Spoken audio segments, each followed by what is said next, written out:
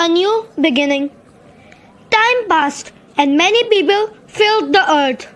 Everyone, everywhere, had forgotten about God and were only doing bad things. All the time, God's heart was filled with pain when he saw what had happened to the world he loved. Everywhere was disease and death and destruction, all the things God hates most. Now, Noah was God's follower, which was odd in those days because no one else was. Noah listened to God. He talked to God. He just loved being with God, like you do with your best friend.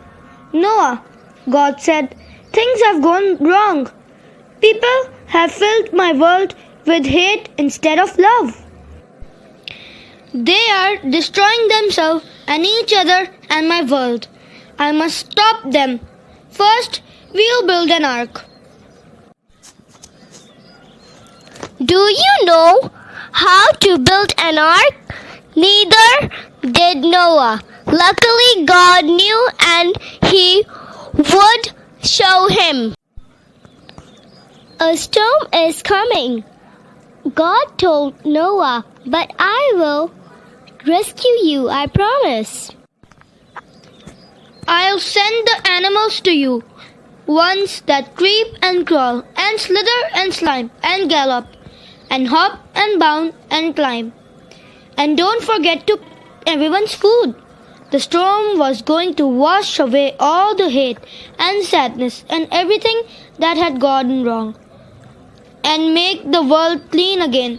God had thought up a way to keep Noah safe, but Noah would have to trust God and do exactly what God told him. So Noah built an ark.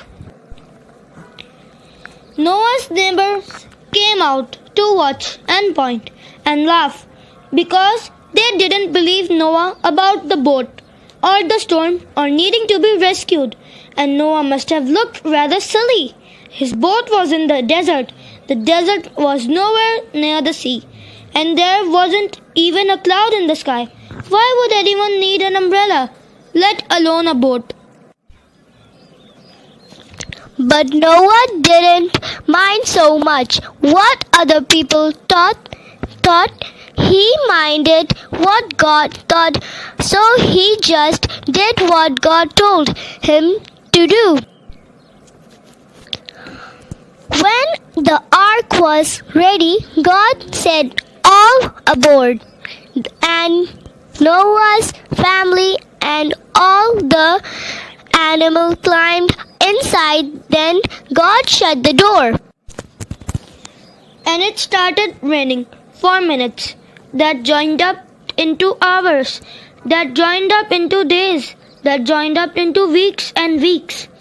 And the rain joined up into puddles, that joined up into rivers, that joined up into lakes, that joined up into a flood that covered the whole world.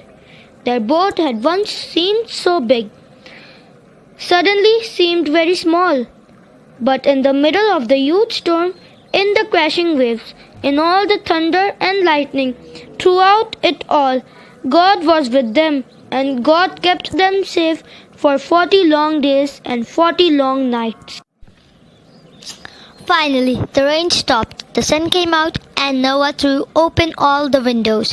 Hooray! Everyone shouted. Noah sent his stuff out to explore, and it wasn't long before it brought him back a fresh olive leaf. Everyone knew actually what that meant. She had found a tree and land. The water was going down. At last, the boat landed quite suddenly on the top of the great mountain. As soon as it was safe, God said, "Out you come." And so they did, everyone skipping and dancing onto dry land. The first thing Noah did was to thank God for rescuing them just as he had promised.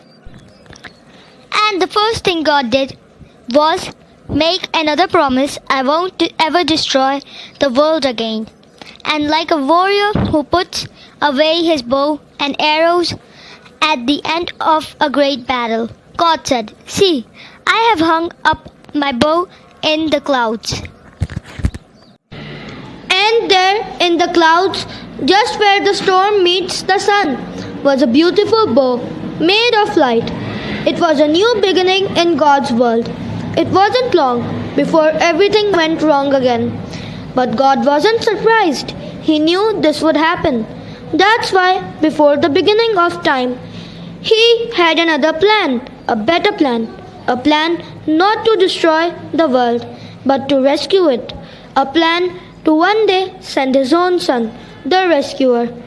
God's strong anger against hate and sadness and death would come down once more, but not on His people or His world.